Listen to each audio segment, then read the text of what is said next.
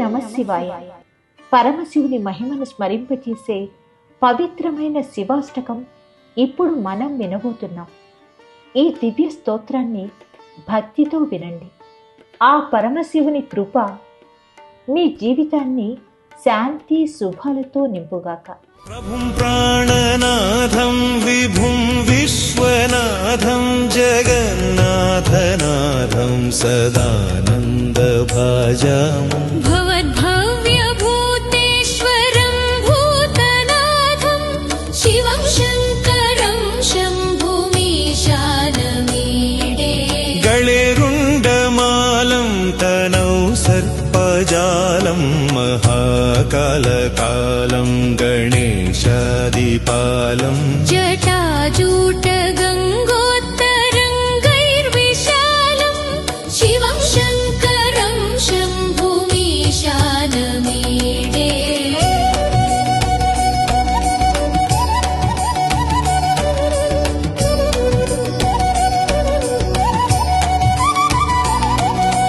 ముదామాకరం మండనం మండయంతం మహామండలం భస్మభూషాధరంతం. అనాదిం హ్యపారం మహామోహమారం శివం శంకరం శంభుమీశానమీడే. వటాధోనివాసం మహట్టట్టహాసం మహాపాపనాశం సదా సుప్రకాశం.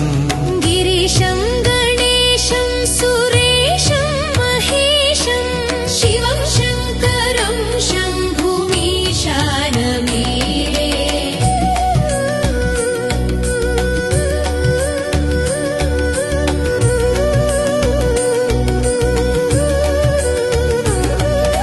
గిరీంద్రాత్మజా సంగృహీతార్థదేహం గిరౌ సంస్థితం సర్వదా పన్నగేహం.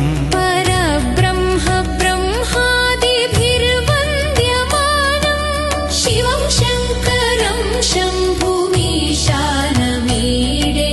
కపాలం త్రిశూలం కరాభ్యాం దధానం పదాంభోజనం రాయకామం దదానం. బలివర్ధయానం సురాణాం ప్రధానం శివం శంకరం శంభుమీశానమీడే.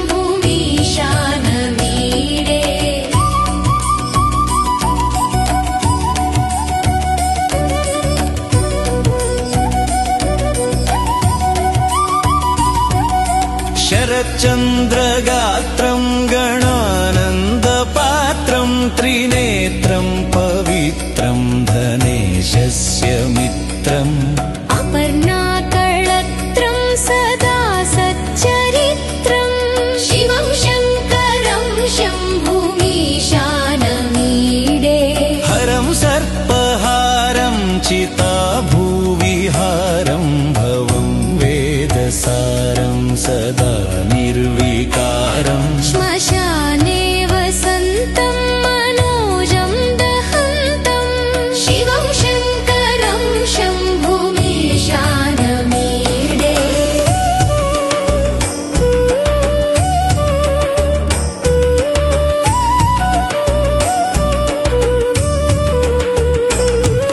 స్తవం యః ప్రభాతే నరః శూలపాణే పఠేత్ స్తోత్రరత్నం త్విహ ప్రాప్య రత్నం. సుపుత్రం సుధాన్యం సుమిత్రం కళత్రం విచిత్రైః సమారాధ్య మోక్షం ప్రయాతి